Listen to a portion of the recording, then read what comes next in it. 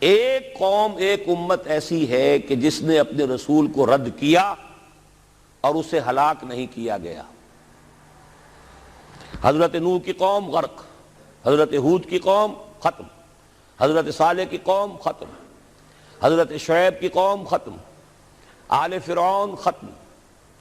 یہود وہ امت ہے کہ معزول تو ہو گئی، جیسے ہی حضور آ گئے قرآن لے کر معزول ہو گئے۔ وہ جیسے کوئی ایک منصب ہے، اس منصب سے معزول کر دیے گئے، قتل نہیں کیا گیا، انہیں زندہ رکھا گیا۔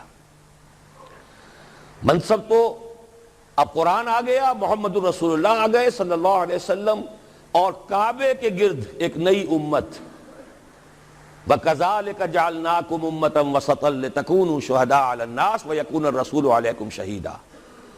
اگرچہ یہ امت 600 برس قبل قتل اور ختم ہونے کی مستحق ہو چکی تھی۔ کیوں؟ 600 برس قبل آئے تھے حضرت مسیح علیہ السلام، اور قرآن میں بھی ہے اور موجودہ بائبل میں بھی ہے کہ حضرت مسیح کو اسرائیل ہی کی طرف بھیجا گیا۔ صرف سورہ آل عمران میں ہے رسولاً الی بنی اسرائیل۔ یہ تو صرف محمد الرسول اللہ صلی اللہ علیہ وسلم ہے جنہیں پورے عالم انسانیت کی طرف بھیجا گیا، کوئی اور رسول تمام انسانوں کے لیے مبعوث نہیں ہوا۔ اور ابھی بائبل میں موجود ہے کہ میں صرف اسرائیل کے گھرانے کی کھوئی ہوئی بھیڑوں کی تلاش میں آیا ہوں۔ اسی لیے میں نے کہا تھا میں بھی امریکہ وغیرہ جاتا ہوں تو یہ اپنے پاکستانی ہندوستانی بھائی جو ہیں، یہ کھوئی ہوئی بھیڑیں وہاں جا کر جو ہیں وہ گم ہو گئی ہیں، ان گم شدہ بھیڑوں کی تلاش میں۔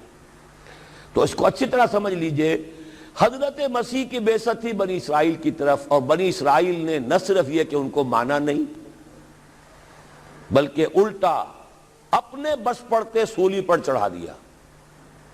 اپنے بس پڑتے، اس میرے الفاظ کو نوٹ کر لیجئے، گویا کہ یہ اب اس عذاب استیصال، آخری ہلاکت والے عذاب کے مستحق ہو گئے۔ لیکن یہ پوری انبیاء اور رسل کی تاریخ میں ایک استثناء ہے کہ اس میں جیسے آج کل ہم کہتے ہیں ججمنٹ ریزروڈ، حضرت مسیح کو اللہ نے زندہ اٹھا لیا، یہود کے اوپر لعنت تو کر دی، ختم نہیں کیا۔ سمجھ رہے ہیں میری بات کو؟ سن 70 سے ان پر عذاب آیا، حضرت مسیح سن 33 عیسوی میں اٹھائے گئے۔ سن 70 میں عذاب آ گیا ٹائٹس رومی کے ہاتھوں، وہ ہیکل سلیمانی بھی پھر دوبارہ گر گیا اور انہیں نکال دیا گیا ڈائسپورا سن 70 سے، لیکن ختم نہیں کیا گیا۔ یہ استثناء ہوا ہے۔ کیوں ہوا ہے؟ یہ بات پھر دوسری میری آج کی گفتگو میں بڑی کڑوی بات ہے، بہت کڑوی بات ہے۔ یہ جو دوسری امت جو جس سے کہ میں اور آپ ہیں، اور جو بہترین امت ہے، کنتم خیر امت، یہ جب طرز عمل وہی اختیار کرے گی جو یہودیوں نے کیا تھا، ان کو سزا ان ملعونوں کے ہاتھوں دلوائی جائے گی۔ بات سمجھ لیجئے میری۔ آپ کو معلوم ہے پھانسی کا پھندا کون ڈالتا ہے؟ چوڑا۔ اور ہندوستان میں مجھے بتایا مولانا امین حسن اصلاحی صاحب نے، وہ مشرقی یوپی سے ان کا تعلق ہے، اعظم گڑھ سے، کہ ہمارے علاقے میں یہ رواج تھا کہ اگر کوئی راجپوت شخص کوئی بہت گھناونا کوئی کام کرتا تھا تو اس کو جوتے لگواتے تھے چمار کے ہاتھوں۔ راجپوت کے سر پر راجپوت کا جوتا پڑا تو چلیے جوتا تو ہے، لیکن ہے تو راجپوت کا۔ لیکن جب راجپوت کے سر پر چمار کا جوتا پڑتا تھا، جسے انگریزی میں ہم کہتے ہیں to add insult to injury, ایک تو تکلیف ہو رہی ہے جوتے کی، اور ایک انسلٹ ہو رہی ہے کہ چمار کا جوتا ہے، تو یہ گویا کہ بدترین سزا ہو گئی۔ یہ امت جتنی اونچی ہے، جس کے رتبے ہیں سوا، اس کی سوا مشکل ہے، جس کا مقام بلند ہے اسی اعتبار سے ان کو پھر سزا بھی سخت ملتی ہے۔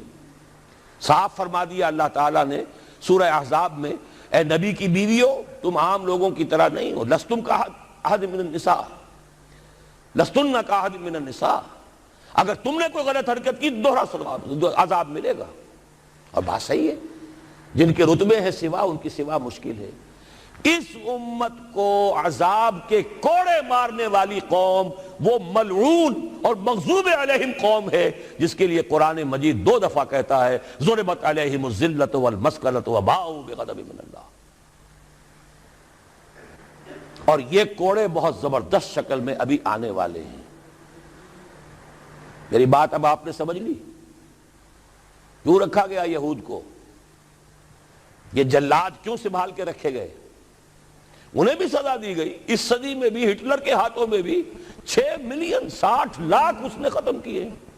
ان پر تو سزا کا سلسلہ چلتا رہا, ایکسٹرمینیٹ نہیں کیا, ختم نہیں کیا, باقی رکھا ہے. اس لیے کہ ان کو کوڑا بنا کر امت مسلمہ کی پیٹھ پر مارنا ہے کہ تمہارا رتبہ, تم محمد کے امتی صلی اللہ علیہ وسلم, ہمارے آخری رسول, ہمارے اکمل رسول, ہمارے خاتم النبیین, خیر البشر, اور ان کی امت ہو کر تمہارا حال یہ ہے. تو تم سزا کے مستحق جو ہو وہ سزا ہے کہ جو اچھی طرح سمجھ لیجئے ہماری حال جو اس صدی کے آخر میں شروع میں ہوا تھا کہ تمام مسلمان غلام, اس غلامی کے اوپر جو مزید کوڑا تیار ہوا 1917 میں بالفور ڈیکلریشن کے ذریعے سے برطانیہ نے اجازت دے دی کہ یہودی آ سکتے ہیں, اب فلسطین میں آ کر آباد ہو سکتے ہیں.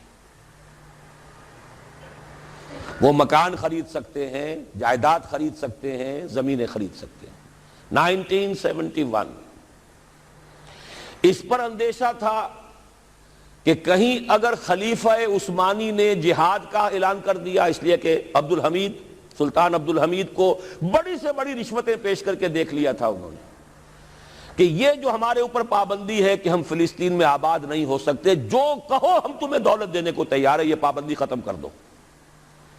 سلطان عبد الحمید ویسے جو بھی کچھ تھے چھوڑ دیجئے, لیکن یہ کہ اس نے کہا کہ جو معاہدہ عمر نے کیا تھا رضی اللہ تعالی عنہ میں پیچھے نہیں جاؤں گا. لہذا خلافت ختم کروا دی, اور کروائی کس کے ہاتھوں؟ ایک مسلمان کے ہاتھوں. اس لیے کہ فری میسن تھا مصطفیٰ کمال پاشا, فری میسن. یہ سب یہودیوں کے ادارے. چاک کر دی ترک نادا نے خلافت کی قبا, سادگی اپنوں کی دیکھ اوروں کی عیاری بھی دیکھ. ہندوستان میں ہنگامہ چل رہا ہے, تحریک چل رہی ہے, مسلمان ہجرت کر رہے ہیں اور سب کچھ ہو رہا ہے, اور ہندو بھی شامل ہو رہے ہیں خلافت کی تحریک میں, لیکن اب مدعی سست گواہ چست. جب مصطفیٰ کمال نے خود ختم کر دی تو سب پانی پڑ گیا آگ کے اوپر. اب کیا بولیں, کس کو برا کہیں. اس کے بعد 1948 میں ان کی ریاست قائم ہو گئی اسرائیل. کتنے برس بعد؟ ریاست تو خیر اس وقت بھی ان کی نہیں تھی جبکہ ٹائٹس نے ختم کیا ہے, وہ تو بہت پہلے کی بات تھی. تقریباً 2000 سال بعد اسرائیل 1967 میں جنگ کروائی, اور یہ بالکل صدام کی طرح کا مسئلہ تھا. 1967 کی جنگ میں ایک سازش تھی. انہوں نے بطور مہرہ استعمال کیا جمال عبد الناصر کو, جس نے اچانک جو ہے ایلات کی بندرگاہ کو بلاک کر دیا. 1967 اس پر جھپٹا مارا ہے اسرائیل نے. ادھر سے سینائی لے لیا, ادھر سے گولان ہائٹس لے لیے, ادھر سے جو ہے West Bank of Jerusalem, West Bank of Jordan لے لیا. یہ 67 کی بات ہے. پھر عالم عرب میں ایک ملک ذرا نکلنے لگا تھا کہ شاید ایک کے پاس پیسہ بہت تھا, لیبیا کے پاس, وہ مدد کر سکتا تھا کسی مسلمان ملک کی کہ وہ ایٹم بم بنا لے. 2 ملک ایسے تھے, ایک غیر عرب, ایک عرب. عراقیوں کے پاس کچھ صلاحیت معلوم ہو رہی تھی کہ کچھ دانت شاید نکل آئیں, جیسے دودھ کے دانت ہوتے ہیں تو شاید ایٹمی دانت نکل آئیں. وہ بھرکس ان کا نکالا ہے. ایک دفعہ جا کر آپ کو یاد ہوگا ہوائی جہاز گئے اور سب کا تہس نہس کر کے آ گئے, اور وہ سخت جان قوم نکلی, انہوں نے پھر کچھ بنا لیا. تو پھر وہی 100 دام جال, پھر وہ 100 دام جو ہے جال کی شکل بچھا کر, اور جو پھنسایا ہے تو اگلا پچھلا کھایا پیا سارا اگلوا لیا. نتیجہ کیا نکلا؟ جنگ خلیج کے بعد اب عالم عرب پورا کا پورا اسرائیل کے سامنے سرنگوں ہے. وہ شاہ حسن ہو یا شاہ حسین ہو, کچھ تو پہلے ہی اپنے تھے، چاہے شاہ فہد ہوں اور چاہے حسنی مبارک ہوں، اب رہ کون گیا؟ اس سے بڑی ذلت کوئی ہے؟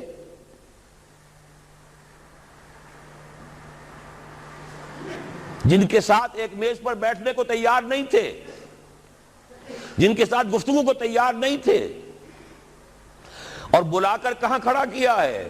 آؤ میڈرڈ میں، اسپین میں آؤ، اسپین سے شروع کروائیں گفتگو۔ اور اسپین کون سی جگہ ہے؟ مسلمانوں کا دنیا میں سب سے بڑا قبرستان، جہاں 800 برس حکومت کی اور پھر ایک ایک بچہ ختم کر دیا گیا، نام و نشان مٹا دیا گیا۔ 1492 میں فال آف گرینیڈا ہوا ہے، سقوط غرناطہ، اور 1992 میں ٹھیک 500 برس بعد یہ نیگوسیشن شروع ہوئی ہیں میڈرڈ کے اندر۔ اور اب جو صورتحال ہو رہی ہے، آپ اخبارات میں پڑھ رہے ہوں گے، وہ نام نہاد صلح کو توڑنے کے اوپر تلا بیٹھا ہوا اسرائیل۔ کیا ہوگا؟ ابھی میں ادھر جانا نہیں چاہتا۔ بہت بڑا ہنگامہ آ رہا ہے، بہت بڑا ہنگامہ آ رہا ہے، اور سب سے بڑا یہ عذاب کا کوڑا جو ہے یہودیوں کے ہاتھوں کس پر پڑے گا؟ عربوں پر۔ کیوں پڑے گا؟ اس لیے پڑے گا کہ اس امت مسلمہ میں عربوں کی فضیلت سب سے اونچی ہے۔ اصول تو وہی ہے، جن کے رتبے ہیں سوا ان کی سوا مشکل ہے۔ عرب کون ہیں؟ جن میں سے حضور تھے صلی اللہ علیہ وسلم۔ یہ رتبہ بلند ملا جس کو مل گیا، ہر مدعی کے واسطے دار و رسن کہاں۔ عرب کون ہیں؟ جن کی مادری زبان میں اللہ کا کلام ہے۔ مجھے اور آپ کو 100 پاپڑ بیلنے پڑیں گے قرآن کو سمجھنے کے لیے، ہماری بہت عظیم اکثریت تو پھر بھی نہیں سمجھ سکے گی، ترجمے پڑھ لے گی زیادہ سے زیادہ، اور کیا کرے گی؟ ان کی مادری زبان۔ انہوں نے جب پیٹھ دکھائی اور اس صدی میں کولونیل رول سے آزاد بظاہر ہو جانے کے باوجود کسی نے قبلہ راست کردم، کسی نے وہ قبلہ کر لیا واشنگٹن کی طرف، کسی نے کر لیا ماسکو کی طرف، تو بدترین سزا کے وہی مستحق ہیں۔ اور جان لیجئے کہ وہ ہولوکاسٹ مڈل ایسٹ میں آنے والا ہے، آرمگڈون، الملحمۃ العظمی۔ میں نے یہ ساری چیزیں اپنی ایک کتاب میں لکھ دی ہیں، سابقہ اور موجودہ مسلمان امتوں کا ماضی، حال اور مستقبل۔ ایک موجودہ امت مسلمہ ہے ہم، ایک سابقہ امت مسلمہ ہے معزول شدہ، وہ ہیں یہود، اب بھی موجود ہیں، امت موسیٰ ہے، صاحب تورات ہے۔ ان کا ماضی کیا ہے، حال کیا ہے، مستقبل کیا ہے؟ مستقبل میں سب سے بڑا پیچ جو پڑنے والا ہے، جیسے پتنگوں کا پیچ ہوتا ہے، ان دو امتوں کا ہے۔ مڈل ایسٹ سب سے بڑی جنگ، تاریخ انسانی کی عظیم ترین جنگ کا میدان بنے گا، جس کو حضور نے نام دیا الملحمۃ العظمی، عظیم ترین جنگ۔ احادیث موجود ہے میری اس کتاب کے اندر، حوالوں کے ساتھ ہے، ٹیکسٹ کے ساتھ ہے۔ ویل للعرب من شر قد اقترب، ہلاکت اور بربادی ہے عرب کے لیے اس شر سے جو قریب آ چکا ہے۔ لیکن اب یہ بات تو پھر میرے اور آپ کے لیے ذرا دور کی ہو گئی۔ تیسری کڑوی بات اب آ رہی ہے۔ ابھی تو عربوں کی بات تھی نا۔ 120 کروڑ میں نے آپ کو بتایا تھا کہ مسلمان دنیا میں ہیں، ان میں 20 پلس 22-23 ہوں گے عرب ہیں، باقی 1 ارب 100 کروڑ یہ کون ہے؟ نان عرب، امیین، امیین نہیں آخرین، امیین تو وہ عرب ہیں۔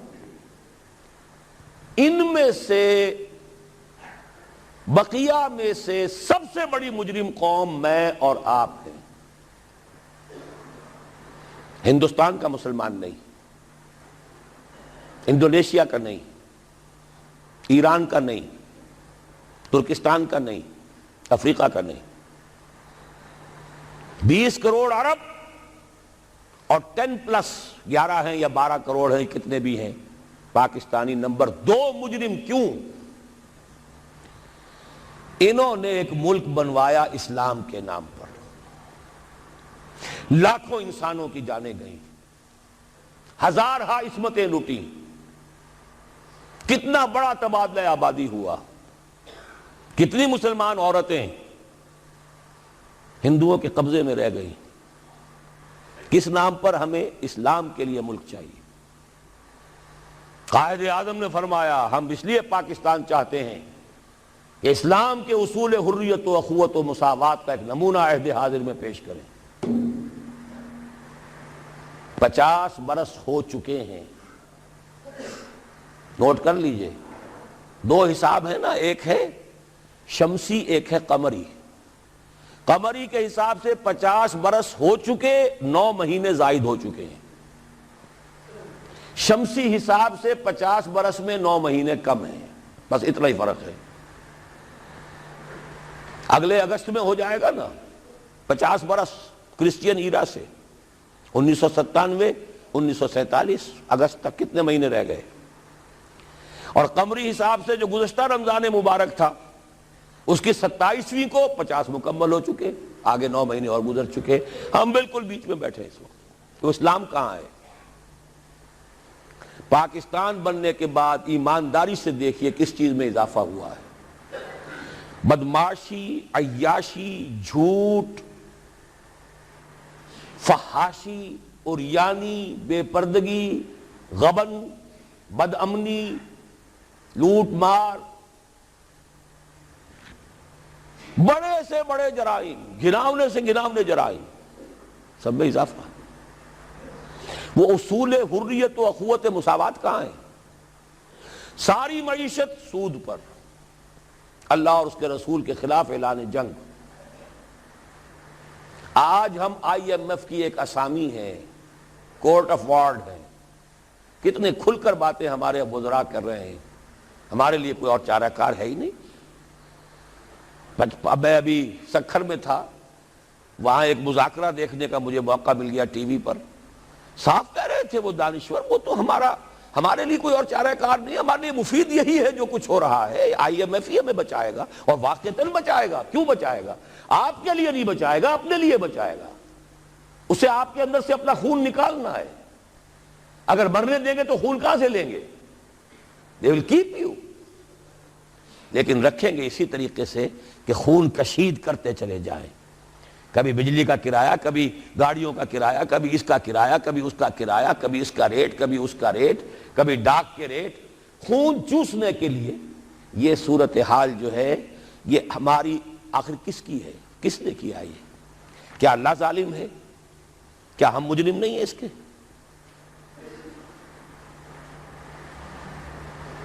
یہ اجتماعی جرم، اور کوئی ملک اسلام کے نام پر نہیں بنا، اچھی طرح نوٹ کر لیجئے۔